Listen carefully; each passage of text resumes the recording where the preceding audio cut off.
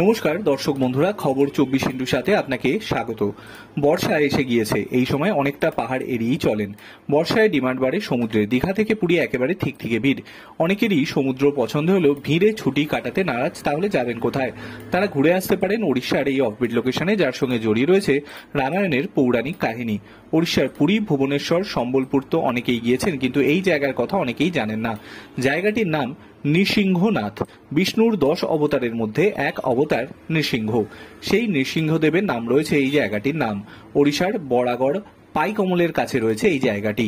সম্বলপুর থেকে 140 কিলোমিটার দূরে পাইকমল, যেখান থেকে মাত্র 4 কিলোমিটার গেলেই পড়বে এই নৃসিংহনাথ। ওড়িশার বোলাঙ্গীর জেলার মধ্যে পড়ে এই জায়গাটি। এই নৃসিংহনাথ মন্দিরে দেবতার দেহটি সিংহের এবং তার মুখটি বিড়ালের। মন্দিরটি তৈরি হয়েছে পঞ্চদশ শতাব্দীতে। শুভ শক্তির প্রতীক এই মন্দিরটির সঙ্গে জড়িয়ে রয়েছে একাধিক কাহিনী। আবার হিউয়েনসাং এই জায়গাটিকে বৌদ্ধ শাস্ত্রীয় শিক্ষার কেন্দ্র ছিল। সেইখানেই রয়েছে গন্ধমাদন পর্বত, যেখানে নাকি হনুমান এসেছিলেন বিশল্যকরণীর খোঁজে।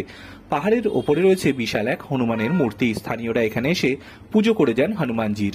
স্থানীয়দের বিশ্বাস, এই পর্বতে নাকি পরশুরাম বাস করতেন।